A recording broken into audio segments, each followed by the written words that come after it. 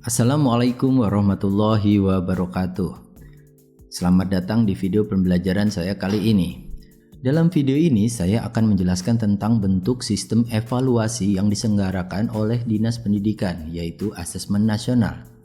Sebelum kita bahas lebih lanjut, kita coba bahas latar belakang Asesmen Nasional itu sendiri, kapan akan dilaksanakan, dan apakah Asesmen Nasional merupakan pengganti ujian nasional.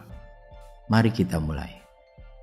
Rabu 11 Desember 2019, Menteri Pendidikan dan Kebudayaan Bapak Nadiem Makarim memberikan keterangan bahwa mulai tahun 2021 UN akan diganti dengan asesmen kompetensi minimum dan survei karakter yang kini disebut menjadi AKM nasional. Kemendikbud mengeluarkan kebijakan asesmen nasional yang dirancang tidak hanya sebagai pengganti ujian nasional dan ujian sekolah berstandar nasional. Langkah ini dipilih bukan tanpa sebab. Dikarenakan beberapa tahun belakangan, ujian nasional atau disingkat UN menjadi salah satu persoalan yang sering dibicarakan dalam bidang pendidikan di Indonesia. Bukan hanya karena sistem ujian nasional yang dirasa kurang tepat karena hanya berfokus kepada aspek kognitif saja, namun juga dampak negatif yang selama ini berimbas langsung kepada komponen terkait, terutama peserta didik. Asesmen Nasional sendiri merupakan sebuah program evaluasi yang diselenggarakan oleh Kemendikbud untuk meningkatkan mutu pendidikan dengan memotret input, proses, dan output pembelajaran di seluruh satuan pendidikan di Indonesia.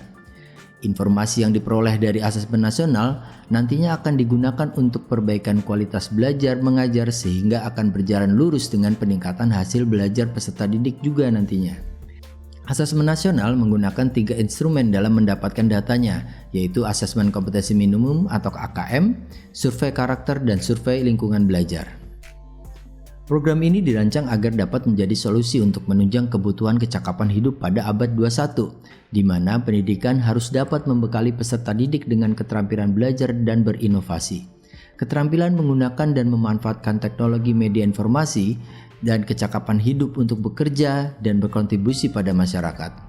Demi suksesnya program Asesmen Nasional, Kemendikbud melalui portal gtk.belajar.kemendikbud.go.id memberikan kesempatan untuk seluruh guru dan tenaga kependidikan untuk dapat menimba ilmu terkait AKM nasional ini.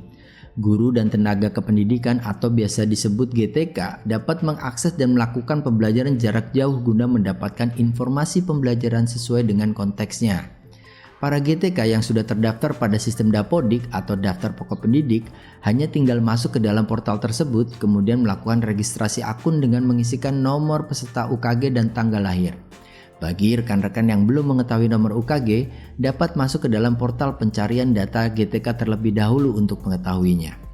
Setelah selesai melakukan registrasi, rekan-rekan dapat masuk ke dalam portal Guru Belajar dan mengikuti pembelajaran seri AKM dengan cara mendaftar terlebih dahulu di dalam portal tersebut dan selamat berpetualang dalam pembelajarannya.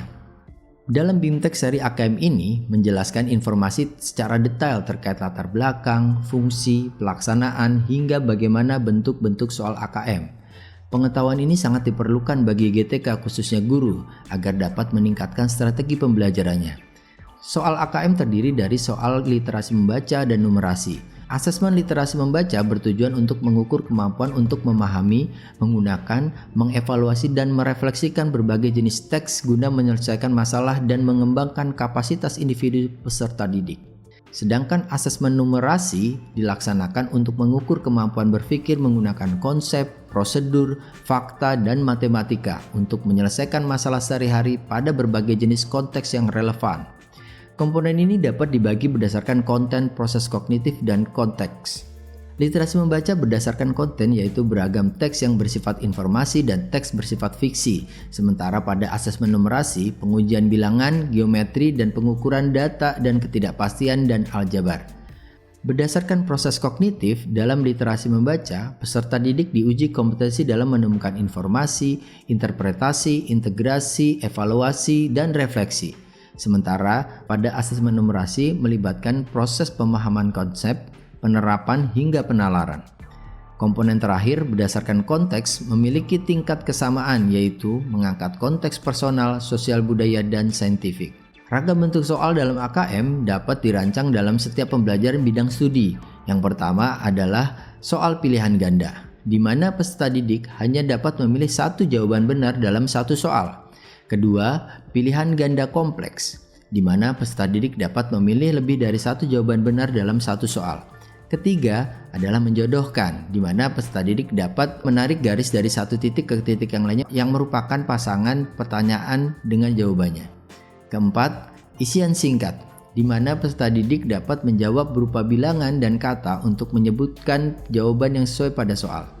Kelima adalah uraian, di mana peserta didik dapat menuliskan kalimat-kalimat untuk menjelaskan jawabannya. Yang menarik dari asesmen kompetensi minimum ini adalah bahwa asesmen ini dilaksanakan dengan sistem berbasis komputer dan bersifat adaptif, di mana pertanyaan yang disajikan bergantung kepada kemampuan peserta didik. Sebagai contoh, jika peserta didik menjawab benar pada pertanyaan pertama atau sebelumnya, maka selanjutnya akan muncul soal yang lebih kompleks dari pertanyaan sebelumnya. Sebaliknya, jika peserta didik menjawab salah pada pertanyaan pertama atau sebelumnya, maka berikutnya akan muncul soal yang lebih sederhana. Hal ini sangat menarik karena nantinya peserta didik kemungkinan tidak akan mendapatkan soal yang serupa sehingga dapat meminimalisir tingkat kecurangan jawaban yang sama antar teman sejawat. Durasi waktu pengerjaan berkisar antara 75-90 menit untuk asesmen literasi dan numerasi dan 20-30 menit untuk pengisian angket dan disesuaikan dengan jenjang pendidikan tentunya. Pelaporan AKM tidak ditujukan untuk individual peserta didik, namun laporan hasil asesmen ditujukan untuk level sekolah dan daerah. Laporan ini nantinya dapat digunakan sebagai alat refleksi sekolah untuk meningkatkan dan memperbaiki pembelajaran. Laporan ini tidak relevan untuk membuat pemeringkatan sekolah. Video ini dibuat sebagai bentuk laporan pengimbasan pada pembelajaran seri AKM pada portal gtkbelajar.kemendikbud.go.id. Saya Trada Lardiatama, terima kasih.